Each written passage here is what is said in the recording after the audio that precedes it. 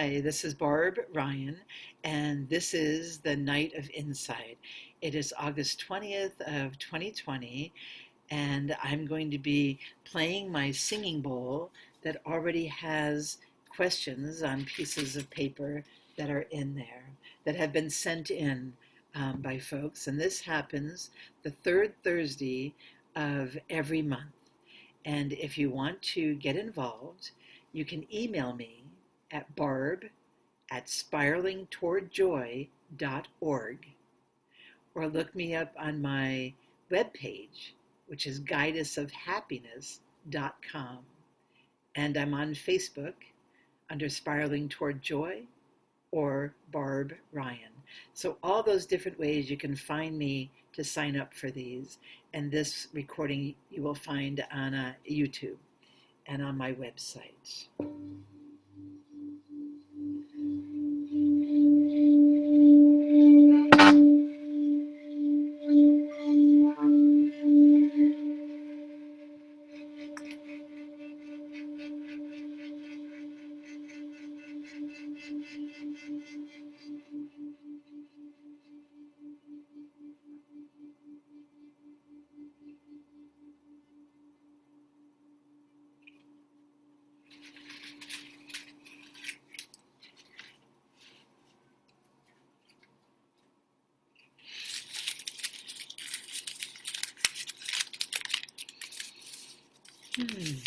Why?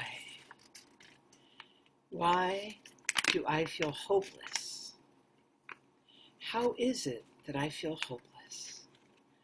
Why do I feel the absence of hope? Why do I feel that there is no hope? Why do I feel this hopelessness when I'm alone? Why do I feel hopelessness when I'm alone? Why do I feel hopeless when I am alone? So the first part that I'm called to address here is, are we ever really alone? That's the most important question. When we go deep inside of ourselves to where we feel divine love, where we feel huge love, where we feel connected with all that is, when we feel the unity of the world, when we feel the river of love underneath us, underneath everything all the time, when we feel like the atmosphere is vibrating with the colors and sensations and energy of a greater love, when we can be in touch with that love, then we feel like we are a part of all of that. We feel like we are one with all that is. When we feel that, the moments that we feel that, then we don't feel alone. Because we know that our heart beats with Mother Earth. We know that our breath, that we breathe with the wind. We know that all of the chemicals that make up the earth and the atmosphere are in our bodies, nourishing us. We know that the fires, even the fires that are happening in the forest right now from the lightning strikes, we know that that kind of fire, that kind of combustion is what keeps us alive. It's how the electrical aspects of our heart and our heart-lung system and our heart-brain system work. There are electrical currents going through our bodies. So we know that the water, the earth herself, the electricity, and the air are all part of us, and we represent that. When we can feel that, when we can know that, when we can wrap anything and everything that's happening to us or around us, and things that scare us, when we can wrap those in love, in that divine love that we want to believe in and want to trust in, even if we're not holding it in that moment, if we're not quite believing it at that moment, but we know that it's there. We know we have found it before. We have heard about it. We know it's there. So if we can wrap that love around ourselves, that connection around ourselves, that's where we find and feel that we are one with everything. So the question of why do I feel hopeless when I'm alone? We take off the end of that question. That we maybe feel alone, but we are always infinitely a part of all that is. And one of the greatest tragedies is when we do feel alone. So how to address that, how to tap into that feeling of unity, that feeling of oneness, that feeling of universal love. And one way that we do that is by closing our eyes and following our breath in and knowing that every breath in is a breath of divine, loving light, and that every exhale releases all that no longer serves us. And we continue doing that consciously until it becomes one with us and we just simply know it. We simply know that every breath in is a breath of divine love, and that we are loved, and that we are never truly alone. And therefore, we won't feel or get lost in or trapped in the feeling of hopelessness, which is a feeling of separateness. And when we feel that separateness that comes from fear, from isolation, from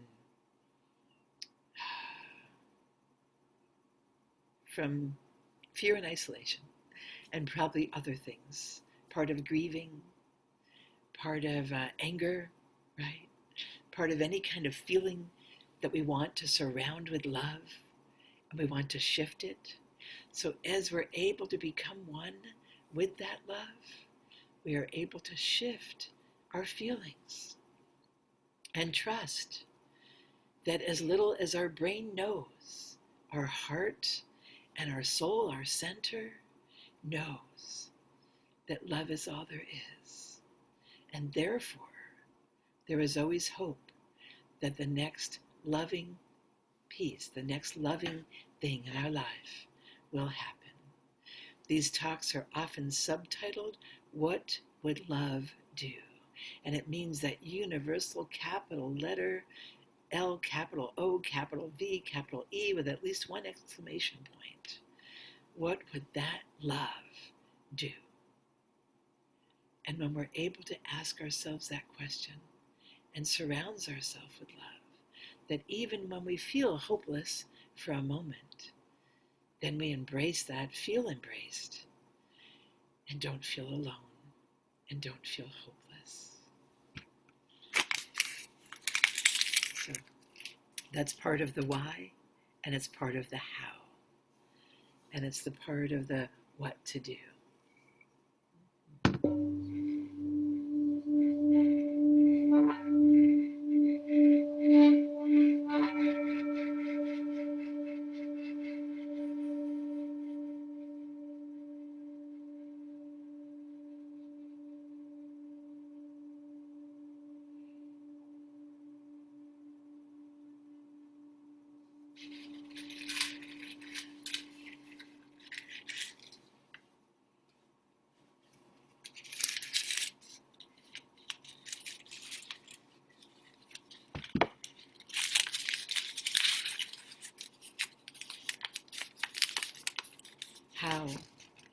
How can we best maintain?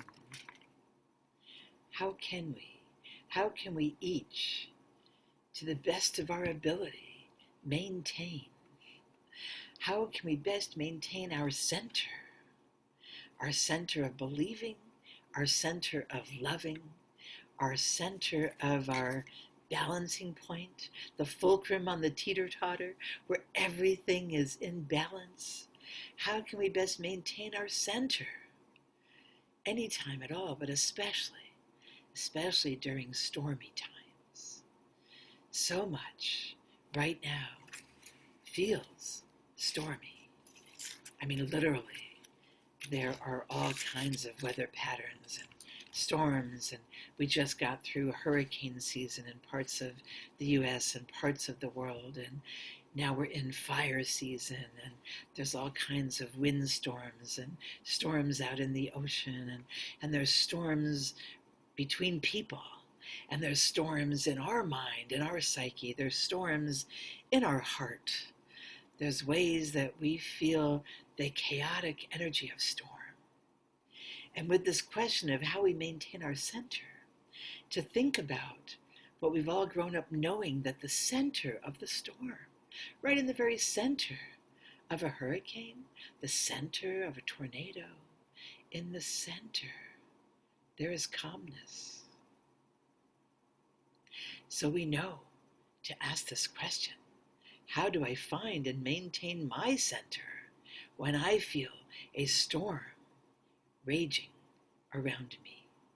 Whether it's a political storm, an emotional storm, an actual weather storm,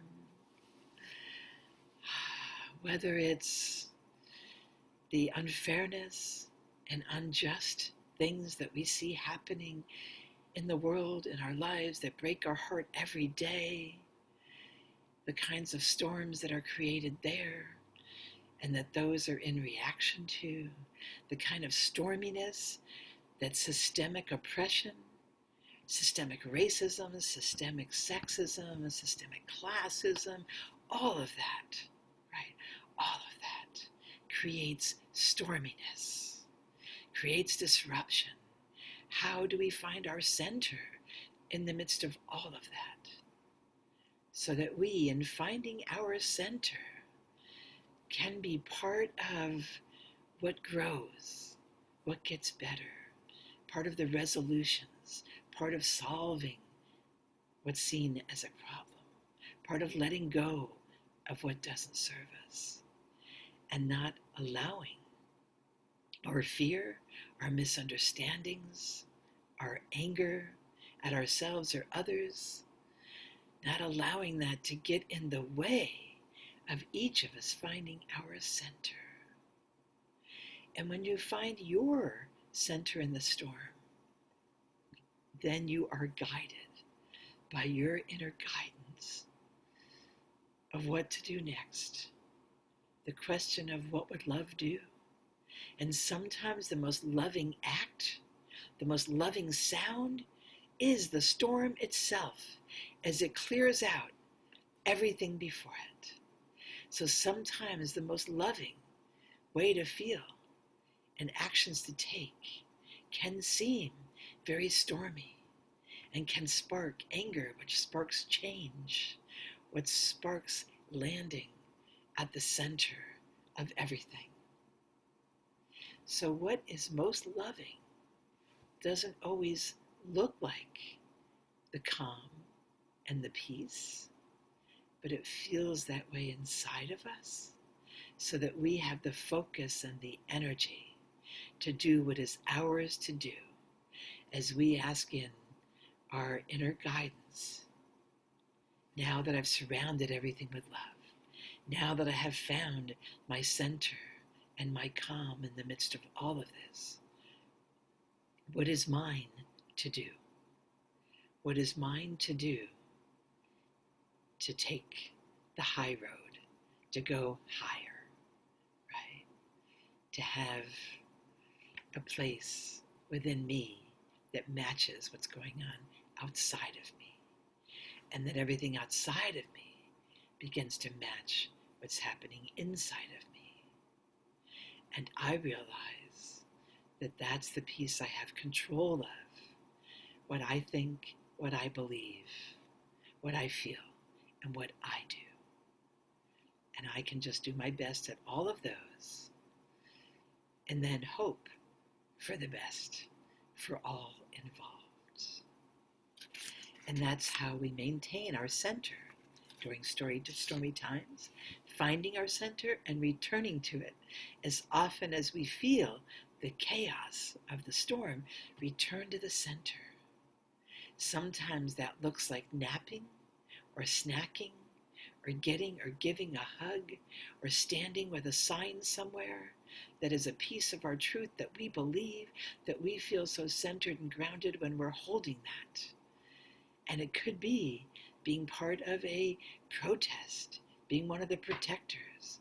It could be writing a letter that as we write it, we're writing it from our center and it brings us peace and hope because we're doing it out of love. So when something feels like relief, when there is an exhale and we feel the relief, that's how we know we're coming from our center, from our place of what would love do.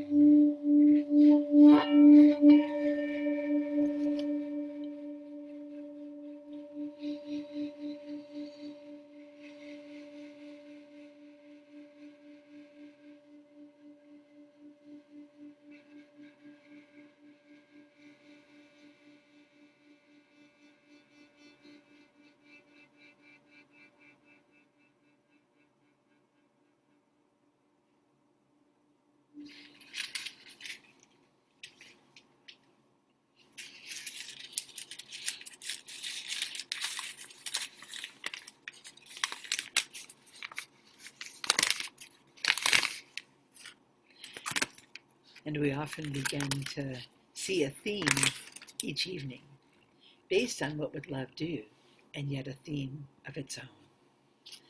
This question seems to fit the theme that we're developing this evening. It says, how? How do I turn adversity? How do I turn adversity? How do I turn it around? How do I turn adversity into inspiration? And we'll notice the word inspiration, what's in the middle of that word is spirit. So how do I turn adversity when things don't feel aligned, when it doesn't feel quite right, when it feels chaotic, when I'm off my center, right? When I'm feeling lost and alone, when I'm feeling scared, any of those. How do I turn that adversity into inspiration, into inspired thought, inspired feeling, inspired movement, inspired action, inspired meditation, inspired prayer, inspired language, right? Inspired. How do I include and invite spirit as I know the term spirit? How do I include that, invite that into my life so that there's inspiration, that I'm allowing the spirit, the divine, the love, the unity, the oneness. I'm allowing that to inform how I shift feelings of adversity, thoughts of adversity, actions that aren't quite in alignment with who I am and what I believe. So how do I turn this around for myself? And as we do so for ourselves, sometimes we become a model or an influence or an inspiration to someone else. What we're doing is turning around our piece of it, lining up our piece, speaking our truth. The idea of alignment is about feeling the rightness of something. Not about right or wrong, but right as in alignment, right as in truth, like true north, like truing a bicycle wheel, is getting it all into alignment so that it does its work the best way, so that it spins the best way and is balanced and carries us on our journey. Yeah. So as we're finding our spiritual voice, whatever those beliefs might be, however we define that, whether we define it as just simply all or love, how do we connect? How do we get past the adversity to feel spirit within, which then becomes inspiration?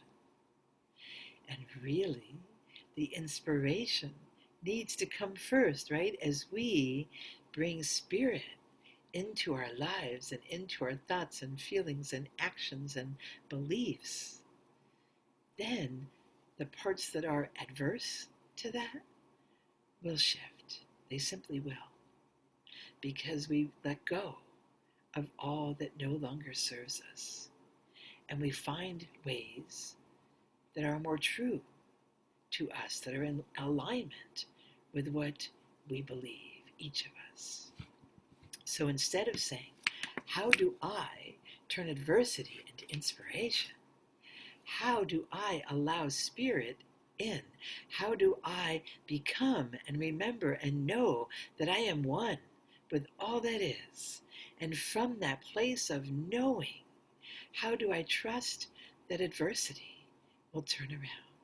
That I will be able to turn my own thoughts and my own feelings continuously to ones that are more loving. And I'll be given so many opportunities every day. Every day you'll have opportunities to practice and to keep turning it around and turning it around and turning it around. If we have a hurtful thought toward ourselves or another person, opportunity, turn it around. If we have a confusing, not knowing what to do moment, feel the inspiration of all that is, of our loving voice, and follow that. Follow that guidance. It will never lead you to an adverse place or lead you astray.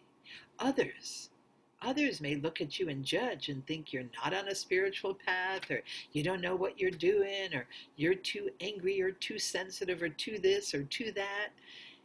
And that is not what matters, my friend. What matters is you following your inner guidance and not others' judgments of you. So that when you're feeling that love and that unity and being inspired in that way, that you're following your true north. And when you come across adverse conditions, you find the way through them and you trust what you're finding. It may be around them, it may be that you pause, it may be above them, all kinds of possibilities. But what gives hope is believing in possibilities. So I would turn the question around to, how does one use one's inspiration to turn adversity around, no matter how it shows up?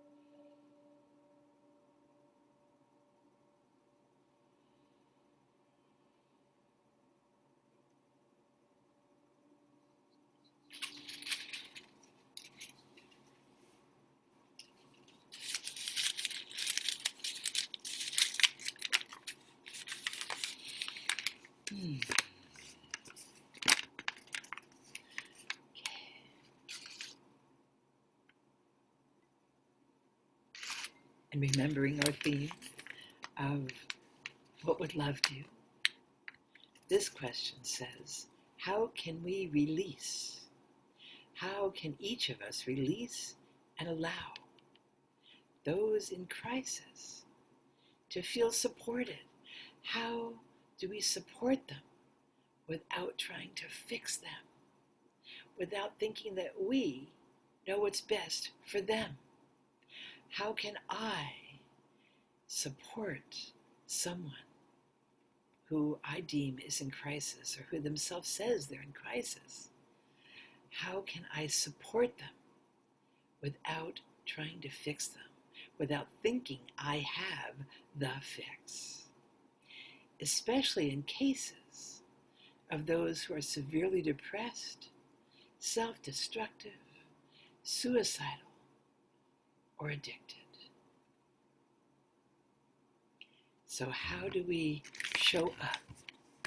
How do we show up for others and allow them, because they're going to be themselves, love them unconditionally right where they are? Say, what would love do? What would love guide me to do with them and for them? Especially when I don't have the answers. What would love guide me to do? Can always be our first question. So when we release what gets in the way of being most loving, and from a place of unity and connectedness, and when we spoke earlier about what is mine to do, so with each of these situations, what is mine to do when I become aware of someone who is in crisis, who is very needy, who is suicidal, who has an addiction that they can't get away from or that they struggle with, that is depressed? How do what is my role? How can I help without stepping in as the rescuer, knowing that I got this? No, we have to support them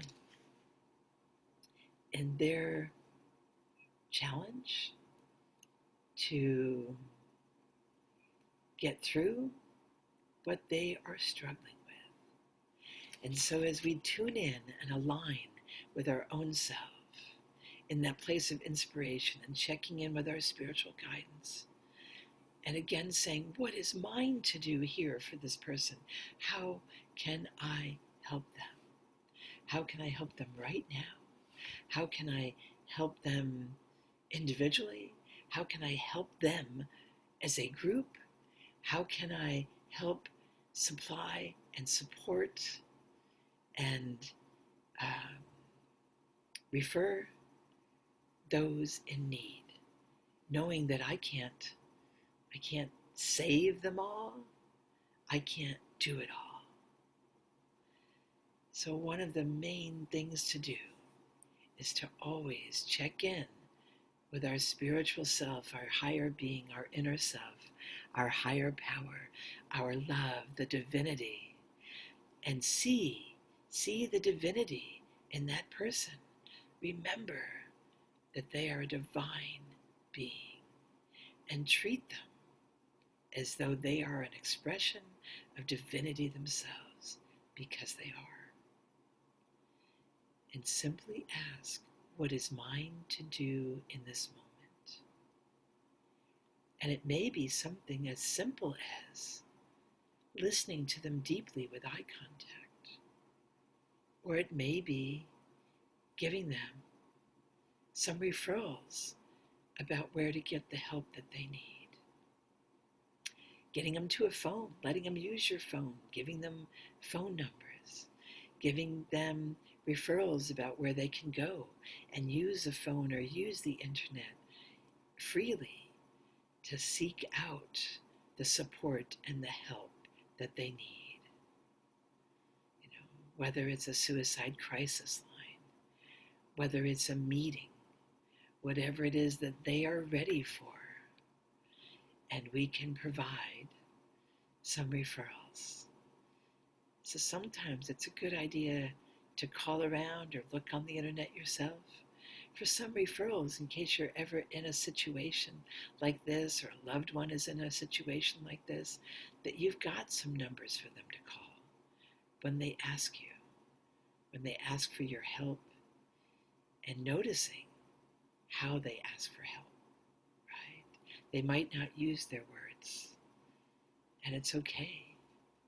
We can ask them, would it be helpful if I did this for you or did that for you? Sometimes there's some physical needs that truly can be met.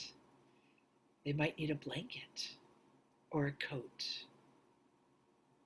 or a bus fare or a cup of coffee or tea, hot chocolate, a warm drink, a cold drink on a warm day, some water. So sometimes we can carry supplies with us or donate to places that have supplies, that can get supplies to people in need, that can be the referrals for people in need. In Eugene, we have great programs like Occupy Medical that we can donate time, energy, money, or actual things, vitamins and herbs and all kinds of things to people that can be given to other people in their times of need. In Eugene, we also have something called Cahoots that's being introduced as a model for the country, that instead of calling the police when somebody is in a spiritual, emotional, mental, social crisis and acting out and doesn't know what to do or who to talk to, and you don't know how to help them, but you ask them if there's someone that you can call for them. And if they don't have a someone, you can call Cahoots. Explain to them what Cahoots is. Wait with them if you can socially distance and, hand them a mask if they don't have one. Whatever you feel like love, universal love, the sense of unity is giving you as ideas of what to do for this person.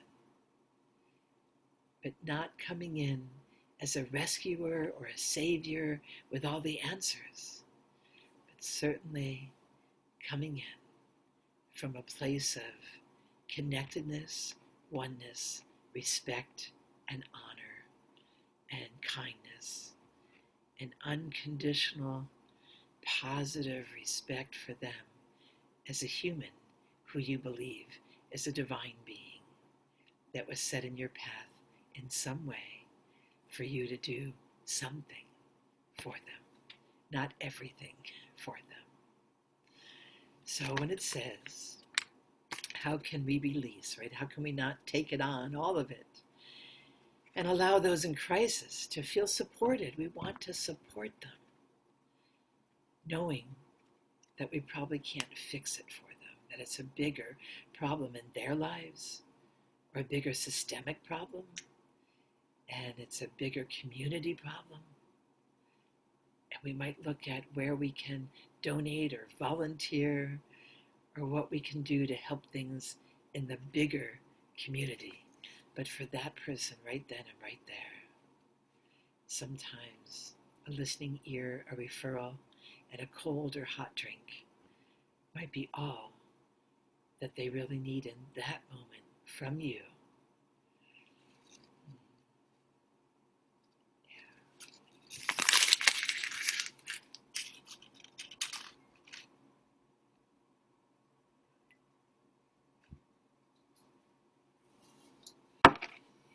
And you will notice the questions all build on each other. And the last question is often one that calls forth a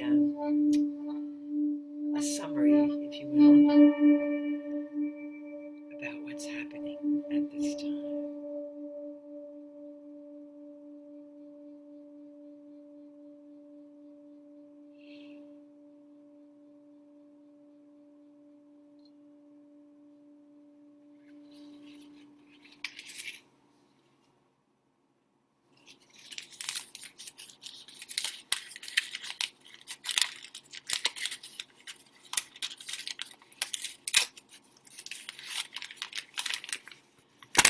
And this question starts with a statement.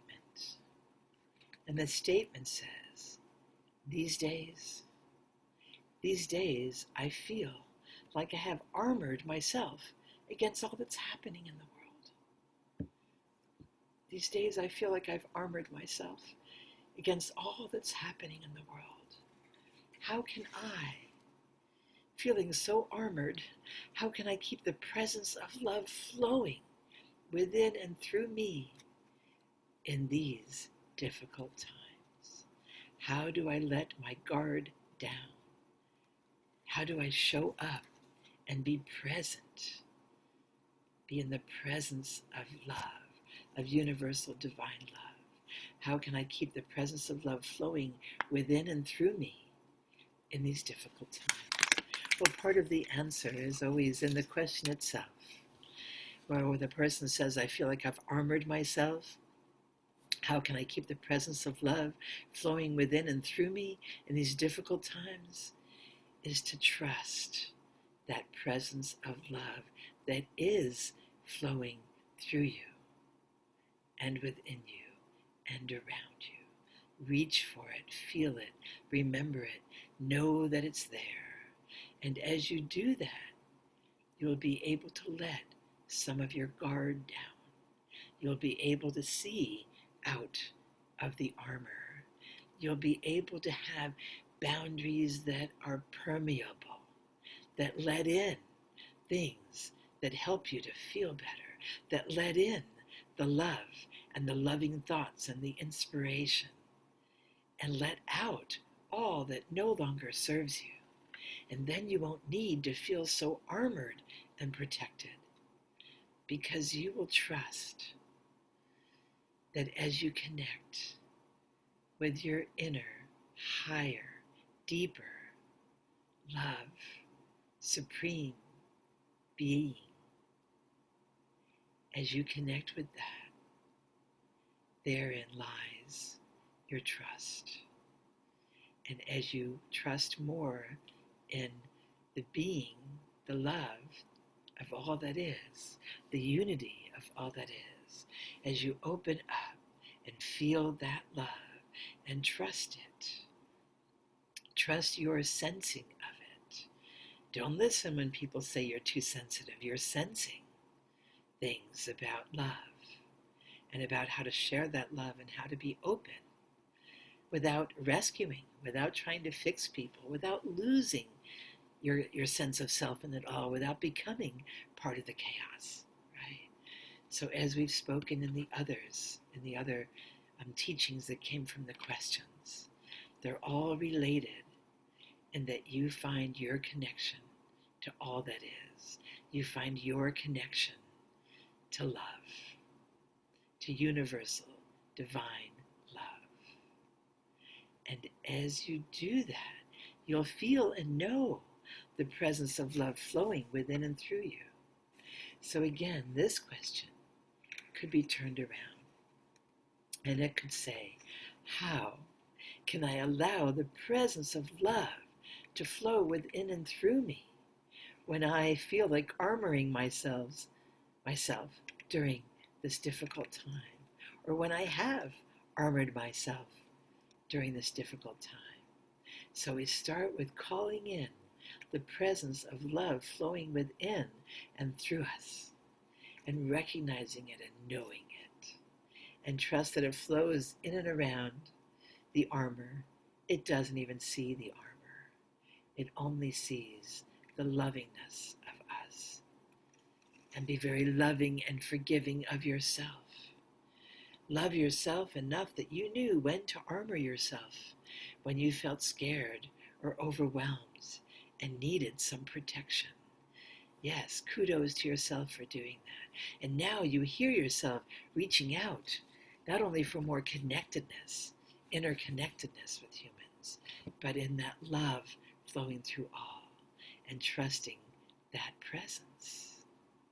So one feeds on the other, which feeds on the other. As you feel and notice the presence, the armor will begin to fade. You will still have protections, but they will be loving protections. They will be wise words and feelings and thoughts that are protective of you and your space and your life and your thoughts and your energy, so that you don't become overwhelmed. And even when you do, that you can go back a little bit. You can step back behind the lines. We all don't need to be on the front lines all the time. You can step back and be cared for and care for and about yourself. Address the wounds. Dress the wounds.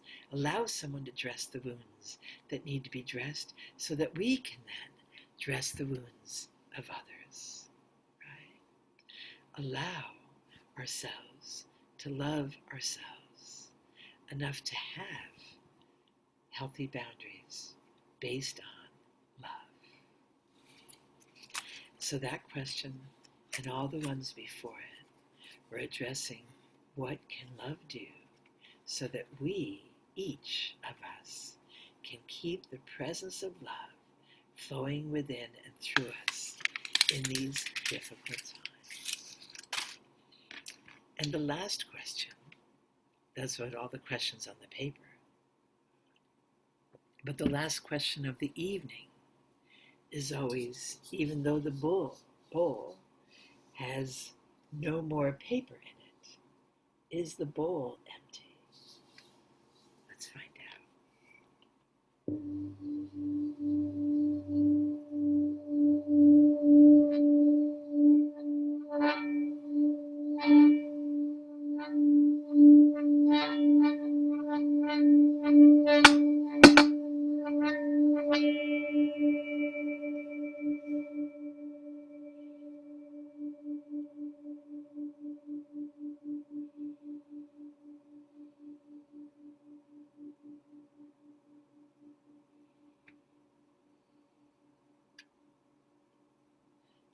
The bowl. The bowl is full to overflowing with love, with hope, with joy, with presence, with respect, with kindness, with compassion, with wisdom. All of the qualities that you seek to be and to have and to receive from others are in the bowl. And as I play the bowl and we put the questions in, and it becomes infused with the questions, it informs the questions, and the teachings come through, always with the theme of what would love do. So the bowl is always full and ready. And I give gratitude to everybody watching this at this time. I give gratitude to those who provided the questions for this evening's insights. And I give gratitude to love, to universal love, to the oneness of all, that we recognize that and be with it and find our resiliency, find our connection to the oneness. And with that, I am going to play the bowl in a callback fashion, so you know to come back into your presence, your awareness. As soon as I do this, I will stop the recording, and those watching it, when I'm done with this part, I will let them know that they can turn their cameras back on, because the recording will be done. So first is the callback.